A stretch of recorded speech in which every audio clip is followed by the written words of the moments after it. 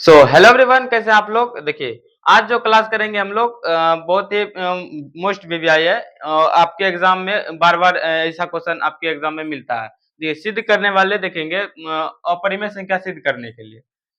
जितने भी 1.3 में सबको देखेंगे और उदाहरण भी देखेंगे। तो देखिए, सिद्ध करने वाले प्रॉब्लम को पहले देखेंगे।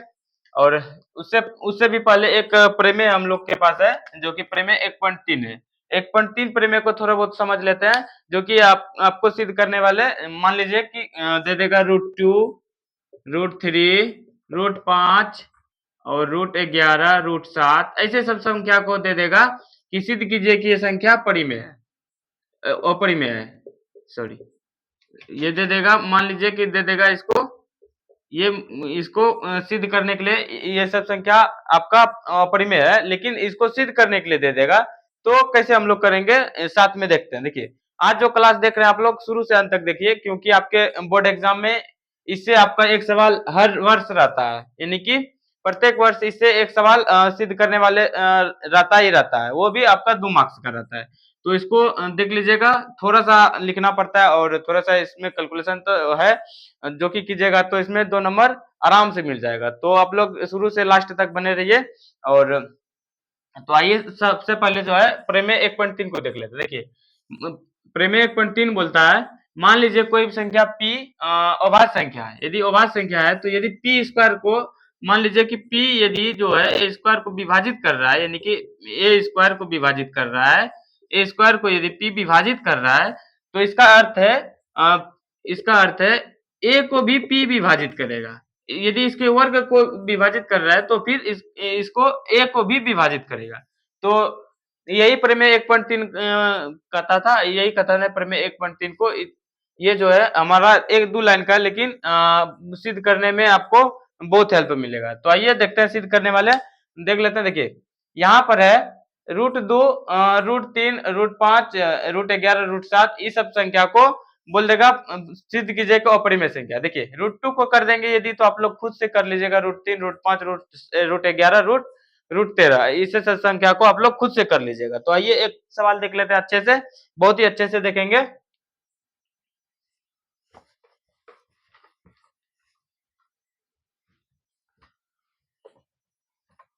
देखिए, क्वेश्चन जो आपका रहेगा, सिद्ध करने वाला क्वेश्चन जो रहेगा, देखिए दे देगा क्वेश्चन। ये आपका उदाहरण से ही लेते हैं, ताकि आपको ज्यादा से ज्यादा समझ में ज्यादा आए। उदाहरण ले लेते हैं, एक को ले लेते हैं। देखिए, उदाहरण आपका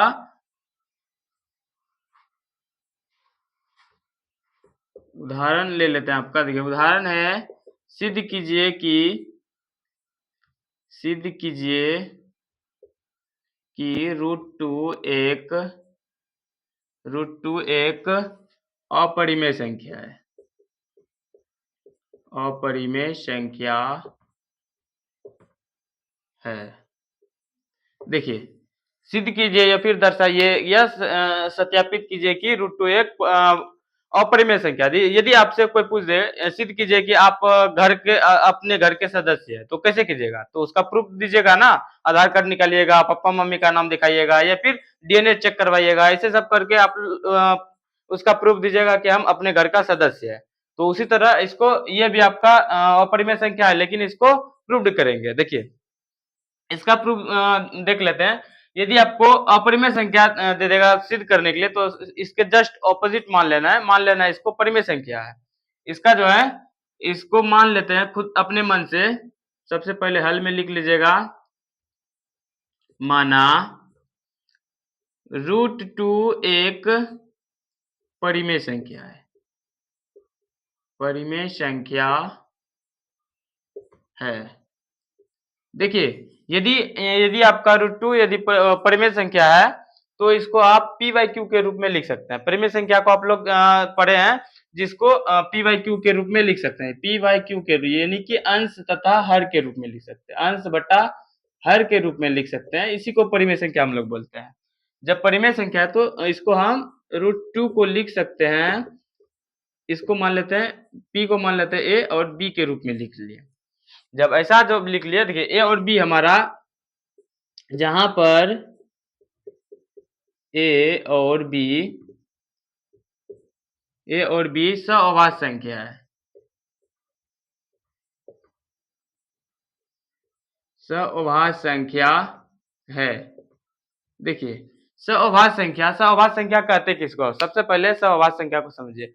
वैसे दो संख्या जिसका HCF केवल 2 हो। देखिए, मान लेते हैं दो संख्या हम लिए 7 और 8, इसका HCF केवल 2 आएगा, इसी को हम बोलेंगे सअभाज्य संख्या। उसी तरह ए और बी हम सअभाज्य संख्या ले लिए, तो इसका सअभाज्य संख्या ले लिया, तो इसका HCF जो आएगा हम लोग के पास, HCF जो आएगा ए और बी का HCF जो आएगा, HCF ए और बी का जो आएगा हम लोग का 1 आएगा।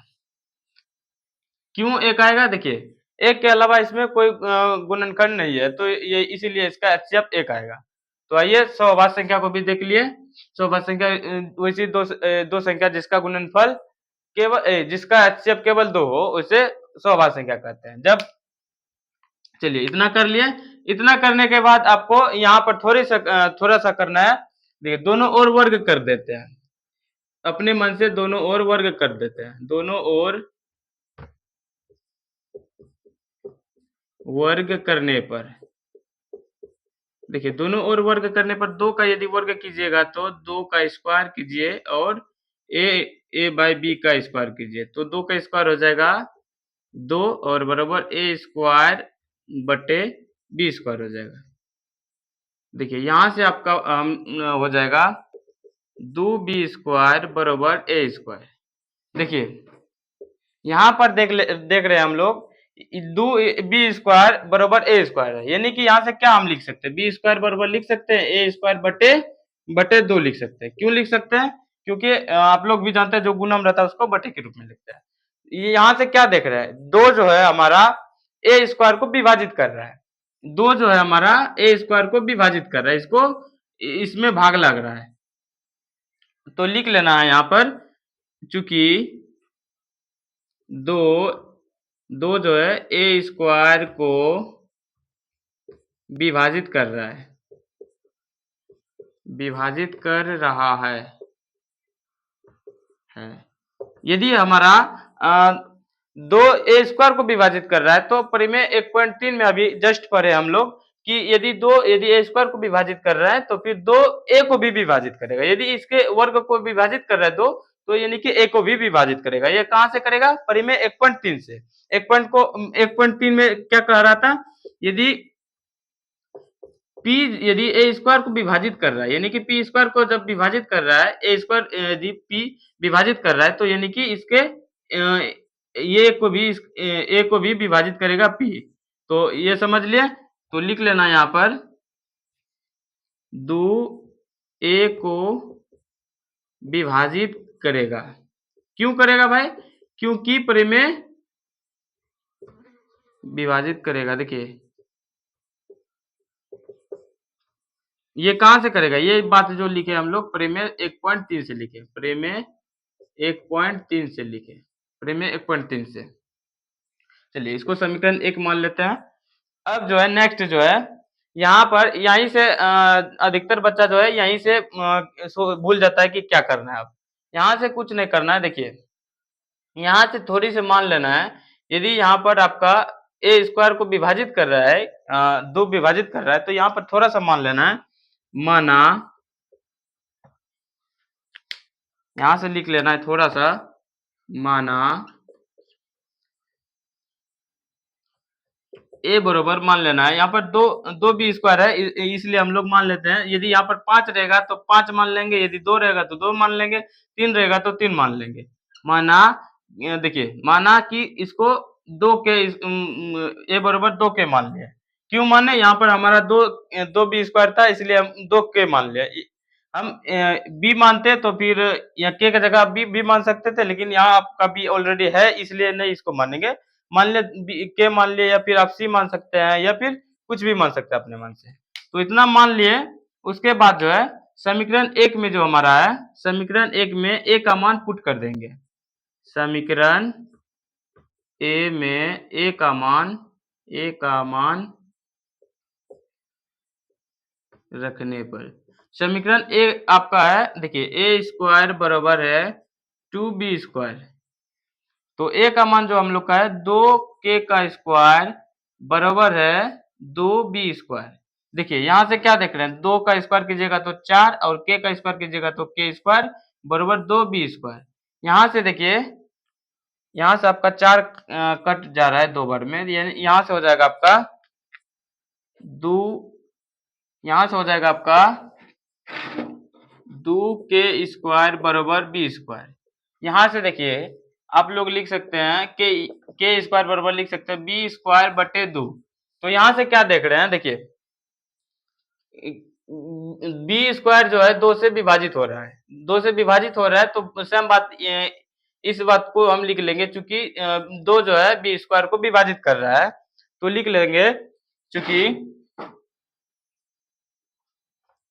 चूंकि 2 b² को विभाजित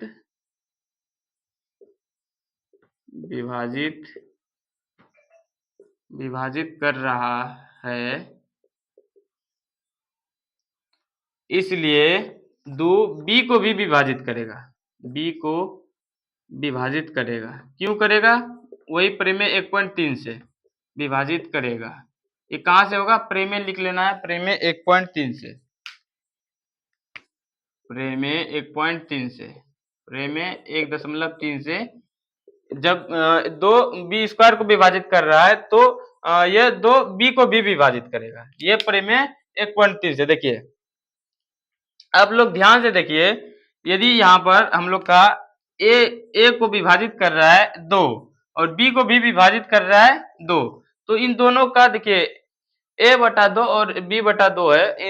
यदि आप 2 का यदि HCF कीजिएगा तो देखिए कितना आ रहा है। HCF इसका जो आएगा, इसका 2 आएगा, इसका HCF 2 आएगा, 2 के अतिरिक्त कुछ नहीं आएगा। नहीं आएगा तब हम लोग क्या बोलेंगे? देखिए 2 के अतिरिक्त इसमें HCF कुछ नहीं आ रहा है तो इसको हम क्या बोलेंगे? अपरिमेय संख्या बोलेंगे। जब अपरिमेय संख्या आ रहा है तो लिख लेना है, अतः हमारा मानना गलत था। लास्ट स्टेप जो है कथन 1 और 2 से, कहां से? कथन 1 और 2 से बोल देना है। देखिए कथन 1 तथा कथन 2 से, कथन 1 तथा 2 से हम क्या बोलेंगे? a और b का यहां से थोड़ा सा चिन्हित कर देते हैं। देखिए कथन a और b का जो है HCF कितना आ रहा है? HCF जो आ रहा है 2 आ रहा है, 2 के अतिरिक्त कुछ नहीं आ रहा है, तो अर्थात हम क्या बोलेंगे? ये एक, अतः हमारा मानना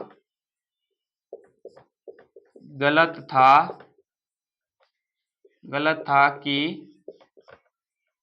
√2 एक परिमेय संख्या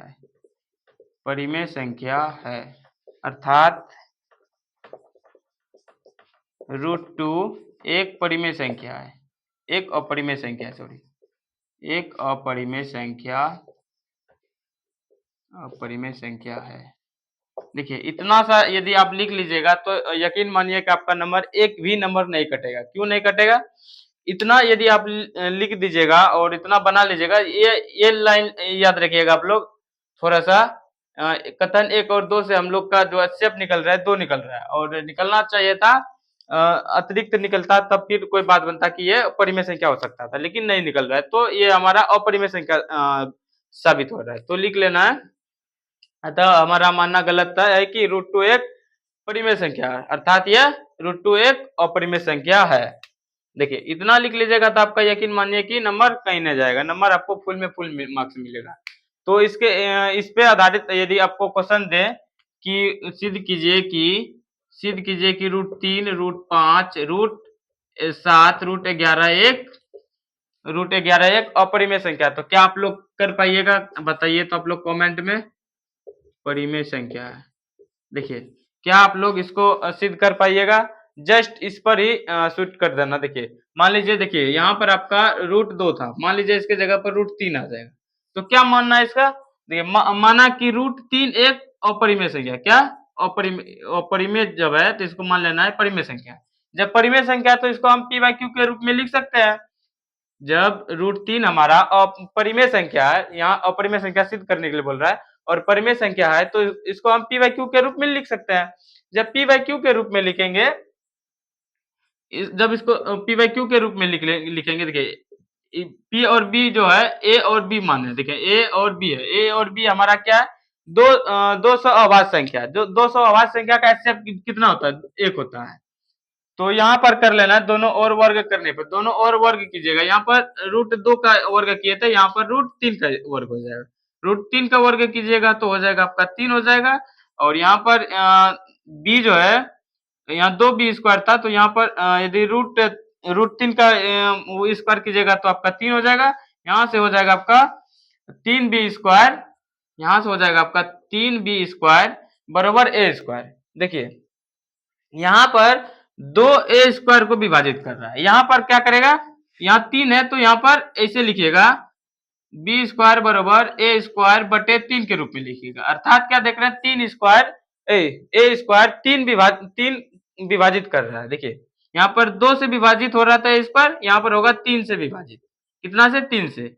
जब यहाँ पर सेम प्रमेय 1.3 आप लोग देख लिया अभी कि जब p यदि a² को विभाजित करेगा तो फिर p भी a को विभाजित करेगा, तो सेम है 3 यदि a² को विभाजित करेगा तो 3 a को भी विभाजित करेगा, यदि स्क्वायर को करेगा तो इसको a को भी विभाजित करेंगे सेम। और यहाँ मान लेना है कि a² बराबर, देखिए क्या बोले थे अभी आपको, यदि 3 रहेगा तो 3 मान लेना है, यहाँ पर यदि 5 रहेगा तो 5 मान लेना है, तो माना कि a बराबर 3 के, आप k का जगह c भी मान सकते हैं, कुछ भी मान सकते हैं, डजेंट मैटर। देखिए मान लिए तो फिर क्या कहें, समीकरण 1 में a का मान रखने पर, a का मान कितना है, देखिए a का मान यहाँ पर हम लोग 2 पुट किए थे, लेकिन यहाँ पर हम लोग का 3 है तो 3 पुट करते हैं। जब 3 पुट कीजिएगा तो यहाँ पर हो जाएगा 3 का स्क्वायर 9 के स्क्वायर हो जाएगा बराबर, यहाँ पर हो जाएगा आपका 3 के, यहाँ पर 3 के है तो 3b², यहाँ से कट जाएगा आपका 3 तिहाई 9, यानी कि यहाँ से हो जाएगा आपका 3 के स्क्वायर, जब 3 के स्क्वायर होगा तो फिर b² को 3 विभाजित करेगा। देखिए यहाँ पर 2b² को विभाजित करेगा, कितना 2 था यहाँ पर, तो यहाँ 3 जो है b² को विभाजित करेगा तो यह 3 को भी b को भी विभाजित करेगा, कौन 3। तो कथन 1 तथा कथन 2 से a और b का HCF जो निकलेगा, देखिए अभी आपका HCF 2 निकल रहा था, लेकिन यहाँ पर 3 निकलेगा, कितना निकलेगा, 3 निकलेगा, 3 के अतिरिक्त और कुछ नहीं निकलेगा। तब फिर उसके अलावा क्या लिखेंगे हम लोग, अतः हमारा मानना गलत है कि रूट 2 के जगह 3 कर लीजिएगा, √3 एक परिमेय संख्या है, अर्थात यह एक अपरिमेय संख्या, यही आपका सिद्ध था। तो उम्मीद करते हैं कि आप लोग √5, √7, √11 भी कर लीजिएगा अपने से। तो आज इतना ही रहने देते हैं, नेक्स्ट वीडियो में 1.3 को खत्म करेंगे। तो मिलते हैं अगले दिन, तब तक के लिए बाय।